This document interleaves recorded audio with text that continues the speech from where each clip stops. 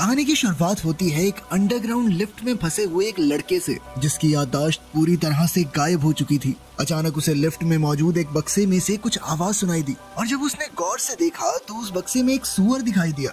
उस लड़के को कुछ भी समझ नहीं आ रहा था और थोड़ी देर बाद जब वो लिफ्ट सतह पर पहुंची तो उसका स्वागत वहां मौजूद कई सारे लड़कों ने किया और लिफ्ट के रुकते ही गैली नाम के एक लड़के ने उसका हाथ पकड़कर उसे बाहर निकाला। लेकिन तब तक वो लड़का बहुत ज्यादा डर चुका था और बाहर आते ही उसने पूरी रफ्तार से भागना शुरू कर दिया। लेकिन कुछ दूर तक भागने के बाद उसे एहसास हुआ कि वो जगह चारों तरफ से बड़ी बड़ी दीवारों से बंद थी और उनके पास वहाँ से निकलने का कोई रास्ता नहीं था। तभी उस लड़के को एक पिंजरे में डाल दिया गया, जिसके बाद वहाँ के लीडर एल्बी ने उससे कुछ सवाल किए, जिसके जवाब में लड़के ने बताया कि मुझे कुछ भी याद नहीं है। जिस पर एल्बी ने उसे समझाया कि ये बहुत ही मामूली बात है। उस जगह पर मौजूद किसी भी लड़के को उनके नाम के अलावा कुछ भी याद नहीं था और उन्हें अपना नाम भी यहाँ आने के 1-2 दिन बाद ही याद आया था। और जब उस लड़के ने दोबारा भागने की कोशिश ना करने का वादा किया तब जाकर एल्बी ने उसे आजाद किया, जिसके बाद वो उस लड़के को एक टूर पर ले गया, जिस दौरान उसने उसे बताया कि वो सभी लोग यहाँ पर रहते थे और जिंदा रहने के लिए सारे जरूरी काम वो खुद ही किया करते थे, जैसे कि घर बनाना और शिकार करना वगैरह वगैरह। और इसके अलावा भी अगर उन्हें कोई जरूरत पड़ती तो वो उस लिफ्ट के जरिए मंगवाते थे, जिसका नाम उन्होंने बॉक्स रखा था। हर महीने बॉक्स के जरिए उनके लिए नई सप्लाईज और एक नया लड़का भेजा जाता और उनमें से किसी को भी नहीं पता था कि आखिर उन्हें वहाँ किसने और क्यों भेजा है। तभी उस लड़के की नजर दीवार में बने एक अजीब से दरवाजे पर पड़ी, जिसके बाद एल्बी ने उसे वहाँ के 3 अहम नियमों के बारे में बताया, जिसमें अपना काम खुद करना, किसी को नुकसान न पहुँचाना और उस दरवाजे में गलती से भी ना जाना शामिल था। एल्बी के वहाँ से जाते ही चक नाम का एक लड़का उस नए लड़के का साथ देने के लिए आ गया, लेकिन अपने न्यूबी की नजर सिर्फ उस दरवाजे पर अटकी हुई थी और उसे उस दरवाजे के पीछे छुपे हुए राज के बारे में जानना था। और तभी उसकी नजर उस दरवाजे से निकलते हुए बेन और मीनो पर पड़ी, जिन्हें देखकर वो काफी हैरान था क्योंकि एल्बी के मुताबिक उस दरवाजे में जाना मना था। और तभी चक ने उसे बताया कि सिर्फ कुछ ही लड़के उस दरवाजे में जा सकते थे, जिनको वो लोग रनर्स कहते थे। साथ ही उसने बताया कि उस दरवाजे के पीछे असल में एक भूल भुलैया थी।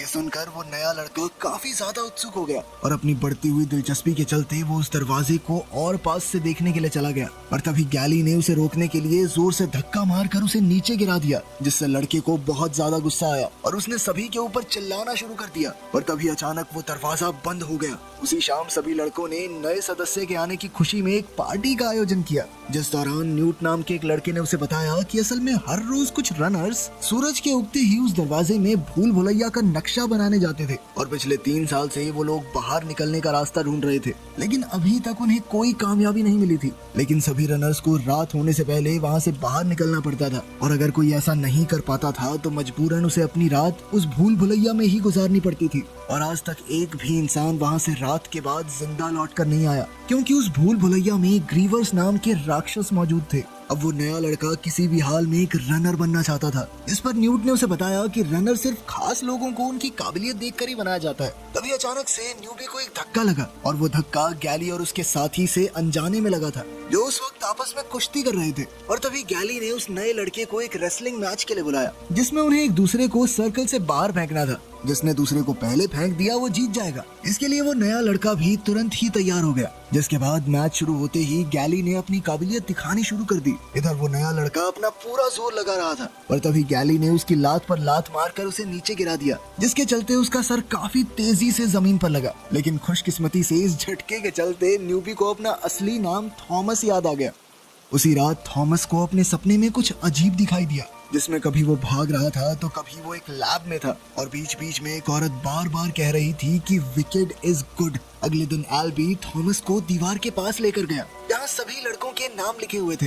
और तभी थॉमस की नजर कटे हुए कुछ नामों पर पड़ी, जिस पर एल्बी ने उसे बताया कि ये वो लड़के हैं जो अब उनके बीच में नहीं है, यानी जो मर गए। कुछ देर बाद थॉमस जंगल से कुछ सामान लेने के लिए गया, जहाँ उसे पेड़ों पर लटके हुए कुछ कंकाल दिखाई दिए। और तभी वहाँ उसकी मुलाकात बेन से हुई, जो उस वक्त काफी अजीब बर्ताव कर रहा था। और इससे पहले कि थॉमस कुछ समझ पाता, बेन ने अचानक ही उस पर हमला कर दिया, जिससे बचने के लिए थॉमस ने पहले उसके सर पर एक कंकाल से मारा और फिर तेजी से मदद की गुहार लगाता हुआ भागने लगा। बेन लगातार उसका पीछा कर रहा था, पर खुशकिस्मती से थॉमस समय रहते वापस बस्ती में पहुंच गया, जहां बेन को रोकने के लिए न्यूट ने उसके सर पर जोर से वार किया। इसके बाद उन सभी ने बेन को कैद करते हुए उसके पेट की जांच की जहाँ उन्हें काफी अजीब सी दिखने वाली चोट मिली और ये देखते ही उन्होंने बेन को एक पिंजरे में डाल दिया। जिसके बाद एल्बी ने थॉमस को बताया कि असल में बेन एक बहुत खास प्रोसेस से गुजर रहा है जिसे चेंजिंग कहा जाता था और ये भूल भुलैया के अंदर मौजूद ग्रीवर्स नाम के उन राक्षसों के डंक की वजह से होता था। लेकिन आज सूरज की रोशनी में ये पहली बार हुआ था।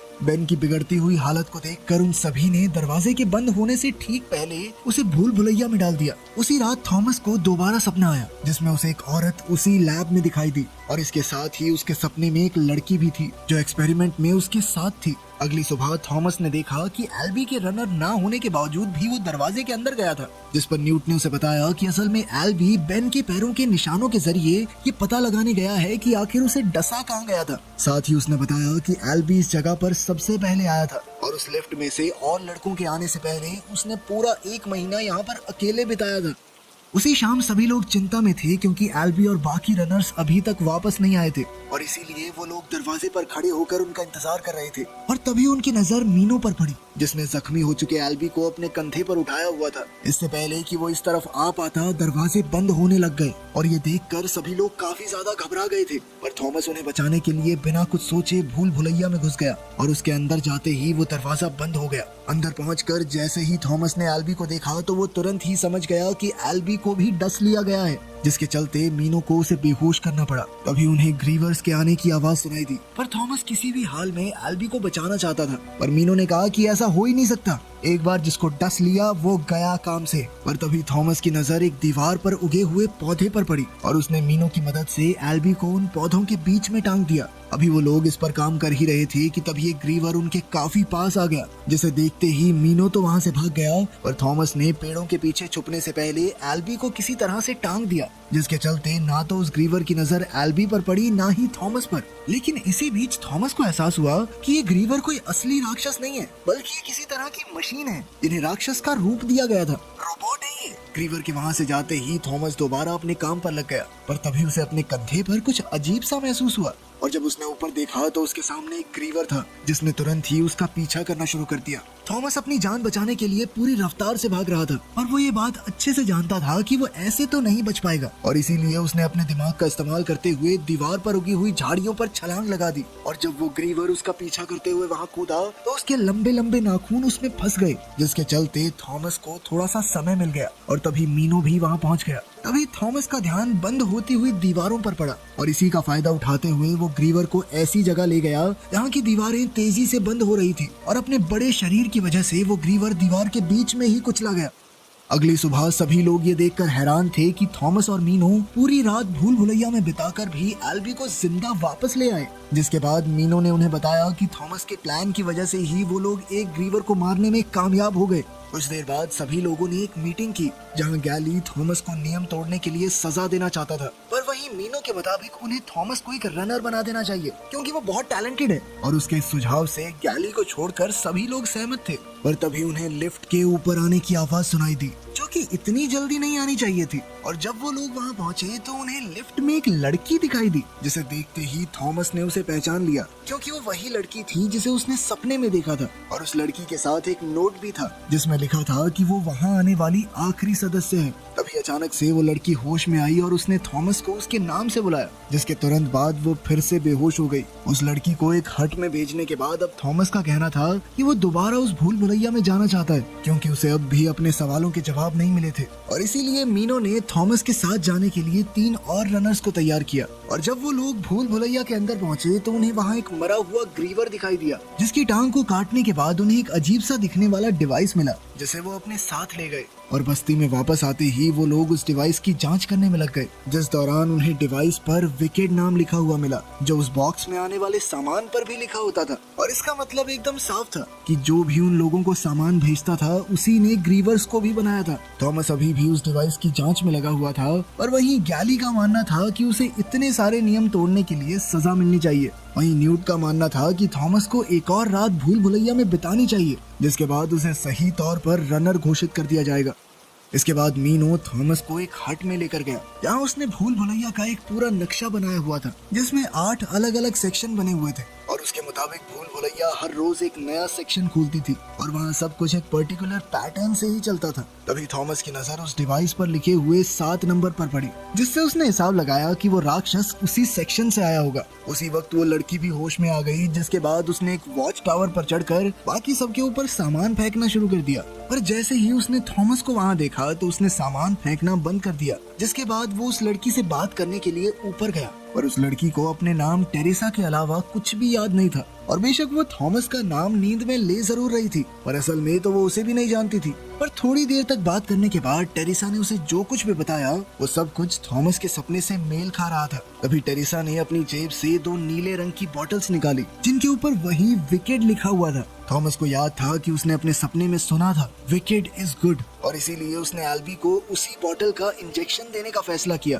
ताकि वो लोग उसे ठीक कर सकें। पर जैसे ही वो इंजेक्शन देने के लिए आगे बढ़ा तो एल्बी ने चिल्लाना शुरू कर दिया, पर मौका मिलते ही टेरेसा ने उसे वो इंजेक्शन लगा दिया। और इसके बाद गैली ने उस रात के लिए थॉमस को एक पिंजरे में डाल दिया, और थोड़ी देर बाद चक चुपचाप उसके लिए खाना लेकर आया। और अपनी बातचीत के दौरान चक कहने लगा कि वो अपने माँ बाप से एक बार मिलना चाहेगा। पता नहीं कैसे दिखते होंगे, उसे उनकी शक्ल भी नहीं याद थी, लेकिन इसके बावजूद उसने उनके लिए एक डॉल बनाई थी जिसे वो उन तक जैसे तैसे पहुंचाना चाहता था। और उसकी ये बात सुनकर थॉमस ने वादा किया कि वो जल्द से जल्द उन सबको वहाँ से बाहर निकालेगा। अगली सुबह सूरज के निकलते ही मीनो और थॉमस तेजी से भूल भुलैया के अंदर घुसे, और मीनो की मदद से वो लोग फटाफट सेक्शन 7 तक पहुंच गए, जो आम तौर पर एक और हफ्ते तक खुलना नहीं चाहिए था। पर तभी उनकी नजर बेन के कपड़ों पर पड़ी, जिसे देखकर उन दोनों ने हिसाब लगाया कि वो ग्रीवर शायद बेन को यहाँ तक घसीट लाया होगा। ठीक उसी वक्त अचानक से उस डिवाइस से आवाजें आने लगी, जिसे सुनकर थॉमस को लगा कि शायद वो उन्हें रास्ता दिखा रहा है, और इसीलिए उन्होंने उस आवाज का पीछा करना शुरू कर दिया। हर सही मोड़ के बाद वो आवाज और तेज हो जाती थी, और ऐसे ही चलते चलते वो लोग एक ऐसी जगह पहुंच गए जहां मीनो कभी आया ही नहीं था। उस जगह पर एक बहुत बड़ा ब्रिज बना हुआ था, इसके आखिर में एक दीवार थी, लेकिन जैसे ही वो उस दीवार के पास पहुंचे तो उस डिवाइस ने उनके सामने एक नया रास्ता खोल दिया, और अब उनके सामने एक गुफा थी। पर जैसे ही वो गुफा के अंदर गए तो एक लाइट ने अचानक उन दोनों को स्कैन करना शुरू कर दिया, जिसके अगले ही मिनट अचानक से वो गुफा बंद होने लगी। ये देखते ही वो दोनों पूरी रफ्तार से भागने लगे, पर जैसे ही वो सेक्शन 7 से बाहर निकलने वाले थे तभी अचानक से एक दीवार नीचे गिर गई, जिससे वो बाल बाल बचे। वो अपनी पूरी रफ्तार से भाग रहे थे, और उनकी आंखों के सामने ही उनके आसपास की भूल भुलैया बदलती जा रही थी, लेकिन फिर भी वो किसी तरह से बच बचाकर जिंदा बाहर निकलने में कामयाब हो गए। बस्ती में वापस आते ही उन्होंने बाकी लोगों को बताया कि उन्हें बाहर निकलने का रास्ता मिल गया है, लेकिन गैली इस बात से खास खुश नहीं था, और उसने कहा कि ये कोई जाल भी हो सकता है। और इस बात को लेकर थॉमस और उसके बीच बहस शुरू हो गई। पर तभी टेरेसा ने उन्हें एल्बी के होश में आने की खबर दी, जिसे सुनते ही वो लोग तुरंत उससे मिलने के लिए पहुंचे, जिसने उन्हें बताया कि अब वो लोग कभी बाहर नहीं निकल सकते। और थॉमस तो हमेशा से उनका पसंदीदा था, और फिर उसने थॉमस से पूछा कि आखिर वो यहाँ क्यों आया है। पर तभी उन्होंने देखा कि आज भूल भुलैया का रास्ता बंद नहीं हुआ था, बल्कि कुछ नए दरवाजे खुल गए थे। ये देखकर थॉमस एक प्लान बनाना चाहता था, पर अब इसके लिए समय नहीं बचा था, क्योंकि ग्रीवर्स बहुत तेजी से उनकी तरफ बढ़ रहे थे। ये देखकर सभी लोग अपनी जान बचाने के लिए भागने लगे, और उस वक्त भी उन्हें कुछ लड़कों के चिल्लाने की आवाज सुनाई दे रही थी, जिन्हें ग्रीवर्स ने अपना शिकार बना लिया था। गैली और कुछ लड़के बॉक्स के अंदर छुप गए थे, वहीं थॉमस, टेरेसा और कुछ दूसरे लड़के खेतों में छुपे हुए थे। पर तभी एक ग्रीवर ने अपनी पूंछ से एक लड़के को उठा लिया। वो लड़का लगातार अपने बाकी साथियों के पास पहुंचने की कोशिश कर रहा था, पर इसी दौरान एक एक करके कई लड़के ग्रीवर्स का शिकार बनते जा रहे थे। तभी एक ग्रीवर ने उनका रास्ता रोकने की कोशिश की, जिस पर टेरेसा ने एक लैंप फेंक कर उसे आग लगा दी। सभी लोग अपनी पूरी रफ्तार से भाग रहे थे, पर तभी अचानक से एल्बी नीचे गिर गया, लेकिन ठीक उसी वक्त एक ग्रीवर भी उनकी तरफ बढ़ रहा था, और उसे रोकने के लिए थॉमस उस डिवाइस के साथ ग्रीवर के सामने जाकर खड़ा हो गया। ठीक उसी वक्त हंटर्स ने उस ग्रीवर पर हमला कर दिया, जिससे उन लोगों को वहां से भागकर एक हट में छुपने का मौका मिल गया। पर अगले ही सेकंड उस ग्रीवर ने छत से हमला करके एक और लड़के को उठा लिया, जिसके बाद उस राक्षस ने चक को भी उठाने की कोशिश की, पर थॉमस और उसके साथियों ने किसी तरह से उसे बचा लिया। पर इसी बीच उस राक्षस ने एल्बी को उठा लिया। ये सब खत्म होने के बाद जब वो सब बाहर निकले तो उन्होंने देखा कि उनके अलावा सिर्फ वही लोग बचे थे जो बॉक्स के अंदर छुपे हुए थे। बाहर आते ही गैली ने थॉमस को पीटना शुरू कर दिया क्योंकि उसके मुताबिक इस सब में सिर्फ थॉमस की ही गलती थी। पर थॉमस को अभी भी अपने सवालों के जवाब नहीं मिले थे और इसीलिए उसने ग्रीवर के जहर से भरे इंजेक्शन को खुद को लगा लिया, जिसके तुरंत बाद वो बेहोश हो गया। पर बेहोशी की हालत में उसे दोबारा वही सपना आया जिसमें वो एक लैब में टेरेसा के साथ था, जहाँ कुछ लड़कों पर एक्सपेरिमेंट किए जा रहे थे। जब उसे दोबारा होश आया तो सिर्फ टेरेसा उसके साथ थी और तभी कुछ लड़कों ने उसे बताया कि उसकी गैर मौजूदगी में गैली ने सब कुछ अपने कंट्रोल में ले लिया था और साथ ही उसने सभी को ये विश्वास दिला दिया था कि इस सब में सारी गलती थॉमस की ही है। पर उनकी ये बात सुनकर थॉमस ने अपनी गलती को मान भी लिया, जिसके बाद उसने सभी को बताया कि असल में वो लोग किसी भूल भुलैया में नहीं है, बल्कि ये तो एक टेस्ट है जिसे पार करके उन्हें बाहर निकलना होगा और ये सब विकेड नाम की एक कंपनी अपने एक्सपेरिमेंट के लिए कर रही है। साथ ही थॉमस और टेरेसा भी एक वक्त पर विकेड के लिए काम करते थे। कुछ देर बाद थॉमस और टेरेसा को गैली के पास ले जाया गया, जो उस दीवार पर लिखे नामों पर कांटा लगा रहा था और अब गैली थॉमस और टेरेसा को वापस भूल भुलैया में भेजना चाहता था। पर उन्हीं में से कुछ लड़कों को अब लग रहा था कि शायद थॉमस को सच में बाहर निकलने का रास्ता पता है और इसी मौके का फायदा उठाकर थॉमस ने खुद को गार्ड्स की कैद से आजाद करा लिया और इधर मीनो ने अपना ब्लेड गैली के ऊपर तान दिया। इसके बाद थॉमस ने ऐलान किया कि अब वो और उसके साथी हमेशा के लिए यहाँ से जा रहे हैं और अगर किसी को उनके साथ आना है तो वो आ सकता है। गैली को लग रहा था कि कोई पागल ही उसके साथ जाएगा, पर अगले ही सेकंड काफी सारे लड़के उसके साथ जाने को तैयार हो गए और काफी देर तक भूल भुलैया में भागने के बाद आखिरकार वो लोग सेक्शन 7 के दरवाजे के बाहर पहुंच गए, जहां उनका सामना एक और ग्रीवर से हुआ और इस लड़ाई में उन्होंने बड़ी ही चालाकी से उस राक्षस पर हमला किया। पर इसके बावजूद भी कुछ लड़के खाई में गिर गए और तभी टेरेसा ने उस राक्षस पर हमला करते हुए गलती से डिवाइस को खाई की तरफ फेंक दिया और जैसे ही चक उसे उठाने के लिए गया तो उसकी नजर एक और ग्रीवर पर पड़ी जो कि ऊपर की तरफ आ रहा था।